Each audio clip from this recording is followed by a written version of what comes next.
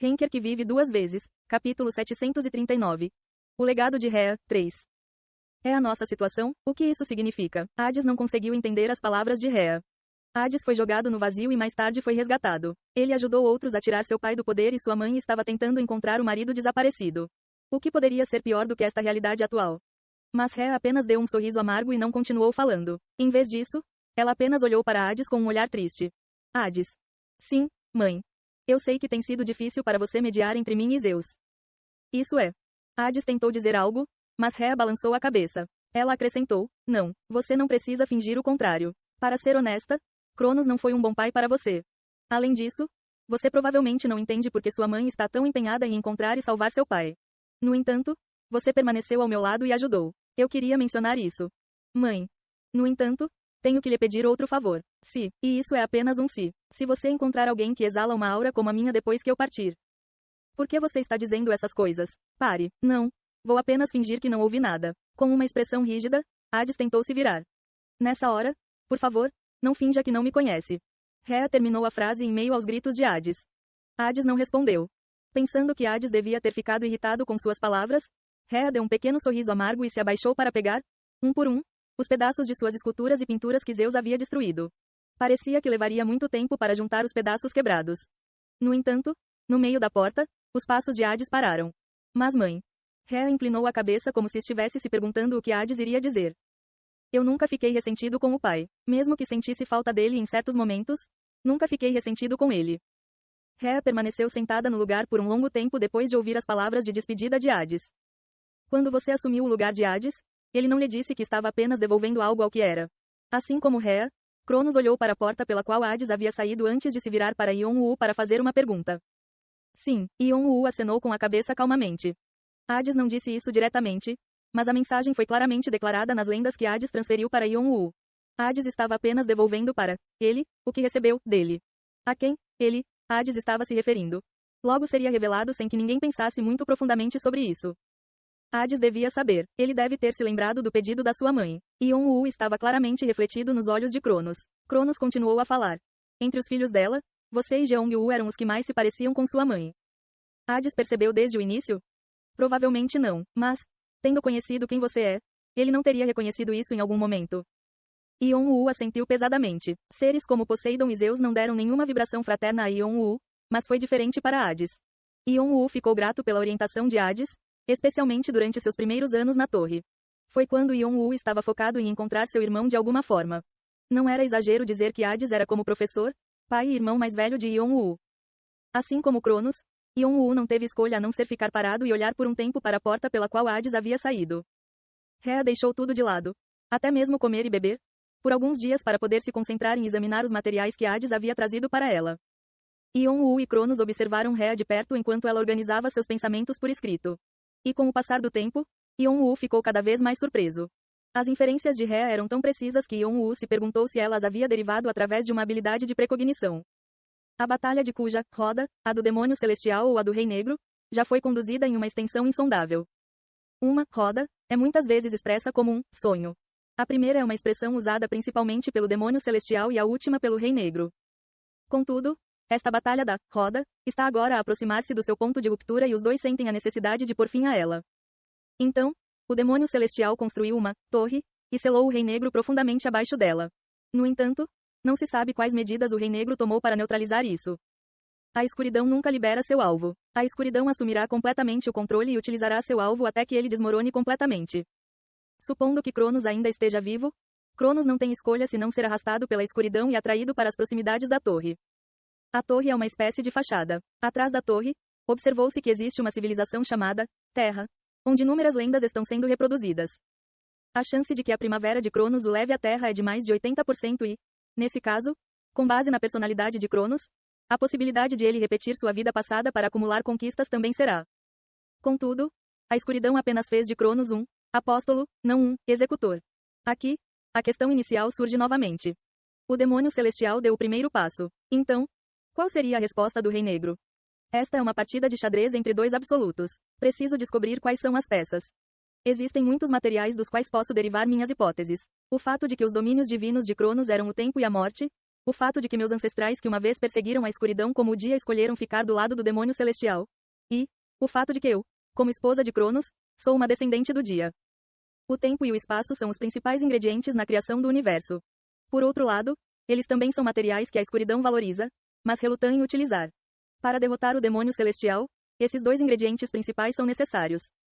Além disso, os movimentos das trevas até agora acrescentaram credibilidade a esta linha de raciocínio. Cronos e eu temos 6 filhos. Eles são dotados da possibilidade de utilizar o tempo e o espaço. No entanto, eles foram largamente deixados sozinhos pela mão e influência de longo alcance das trevas. A razão exata é desconhecida, mas pode ser porque eles nasceram com uma natureza divina e porque as trevas julgaram que seria muito difícil controlar qualquer uma de suas almas. Se olharmos para os casos anteriores de executores do sonho, a maioria deles viveu tempos difíceis e carregava uma cicatriz profunda no coração. E na maior parte, o início de sua infeliz vida e história começa com a frustração e o desespero que se originam de uma existência transcendente. Que palpites posso fazer quando reúno todas essas informações? Qual será o próximo movimento das trevas? Induzindo uma nova prole entre Pneuma e Quirinale, que experimentará a vida como um mortal. Enquanto escrevia freneticamente seus pensamentos e raciocínios no papel pergaminho até aqui, Rhea de repente deixou cair a caneta. Quando a caneta caiu de suas mãos, ela desenhou uma longa linha no papel pergaminho. O que é? O que é isso? Rhea não aguentou mais os sentimentos sombrios e avassaladores e cobriu o rosto com as mãos trêmulas. Seus soluços silenciosos continuaram. Ion-Wu, isso é.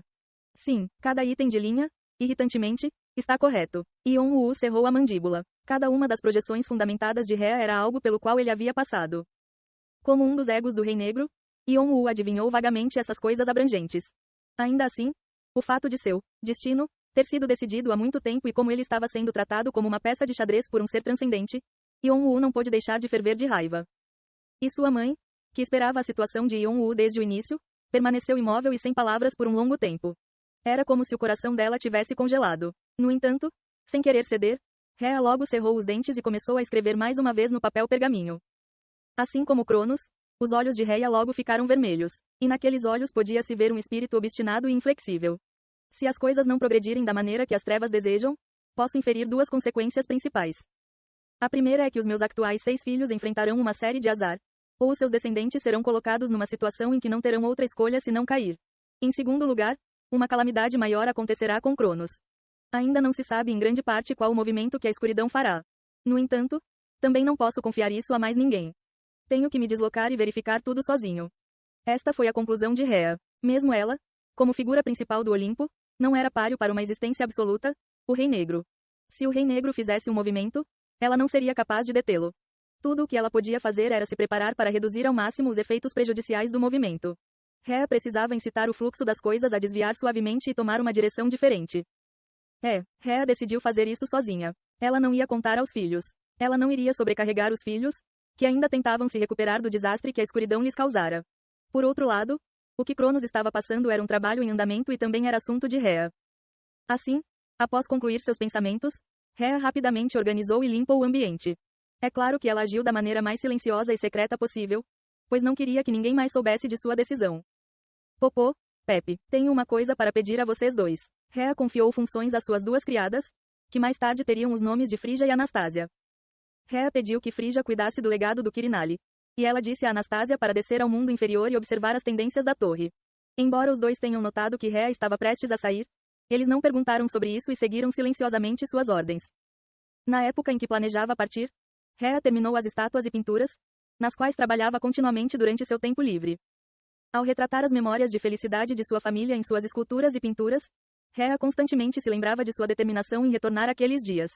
Assim, no dia em que decidiu partir, Rhea ficou diante de uma daquelas pinturas. Cronos estava sorrindo amplamente e olhando para a pensativa Rhea. Rhea olhou para esta imagem de Cronos e sorriu. Era um sorriso que ela não dava desde que Cronos foi dominado pelo demonismo. Quer saber, querido marido? Pessoalmente, é o suficiente para proteger meus filhos e netos. Se eu conseguir isso, você continuará a ser assediado pela escuridão. Mas considerando o que você fez, isso ainda está saindo barato. Mas, você sabe por que estou tentando tanto salvar você? Ion-Wu olhou para Cronos, que não tinha ideia de qual era o motivo de Rhea. Balançando a cabeça, Cronos também ficou perplexo com o motivo de Rhea estar tentando tanto salvá-lo.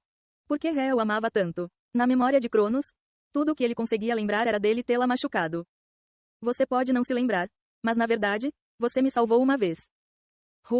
Depois que fui adotado pelo meu pai, Não consegui me ajustar à atmosfera do Olimpo e fiquei pensando sobre minha identidade. Os outros irmãos me torturaram terrivelmente. Principalmente Theia. Aquela vadia era uma verdadeira assassina. Hahaha. Mas você ficou na minha frente e disse para Theia, aquela vadia, calar a boca e parar de ser tão barulhenta. Mesmo quando Theia olhou para você, você manteve sua posição, aparentemente convidando-a a fazer algo se ela conseguisse reunir coragem. Você parecia tão legal naquele momento. Sim, eu era muito legal desde jovem. Foi engraçado, no entanto. No entanto, você foi adotado depois de mim, então pode ter sido um momento mais confuso para você, mas você ignorou tudo isso e agiu da maneira que quis, não foi?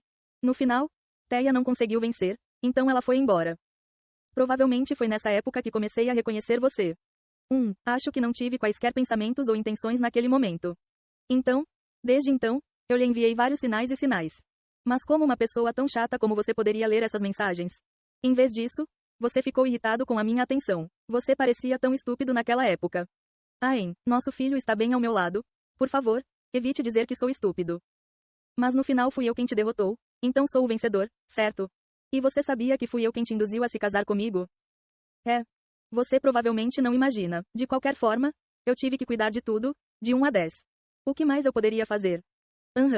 Assim, vou cuidar do assunto novamente. Então, fique aí e espere. Cronos trocou palavras e expressões com Rhea, como se estivesse tendo uma conversa de verdade com ela.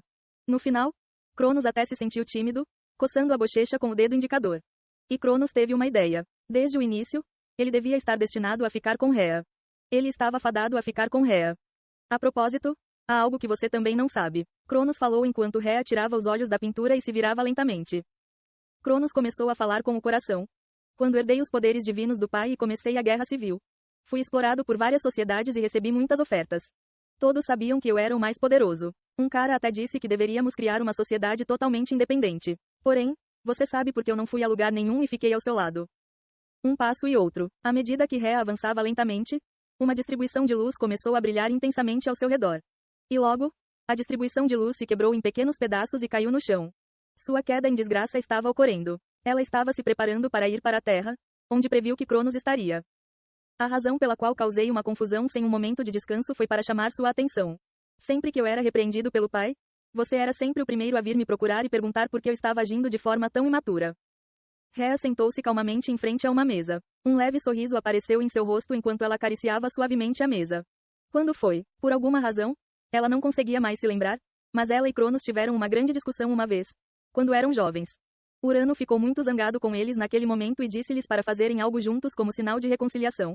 Então os dois construíram uma mesa enquanto grunhiam e brigavam o dia todo. E a partir de então, a mesa na frente de Rhea se tornou seu tesouro pessoal número 1. Ela não desistiria por nada no mundo. Foi a mesma coisa quando eu estava na Terra. Quantas vezes eu reencarnei? Como eu era um garanhão, muitas mulheres se atiraram em mim, mas nunca olhei para elas. Você sabe por quê? Cronos olhou para Rhea, que calmamente abaixou o rosto sobre a mesa, enquanto falava. É a mesma razão que me levou a restaurar minhas lendas e de alguma forma voltar ao Olimpo. Na época, eu odiava Zeus, mas desejava algo além da simples vingança. Mesmo que seja à distância, quero estar com você.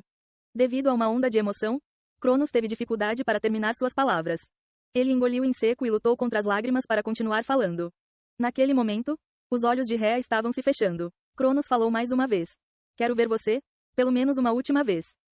Os olhos de Rhea fecharam completamente. Sua queda em desgraça, sua renúncia à sua divindade, estava chegando ao fim. Então iremos em breve.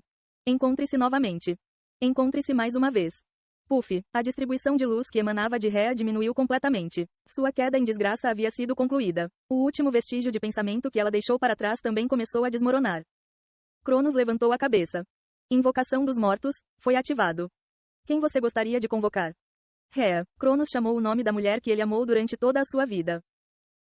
Ei pessoal, antes de vocês irem, não se esqueçam de se inscrever no canal e deixar aquele like maroto se gostaram do vídeo. Isso ajuda o YouTube a dar mais alcance ao canal. Ativem o sininho para não perder nenhuma novidade. Muito obrigado pelo apoio e até a próxima.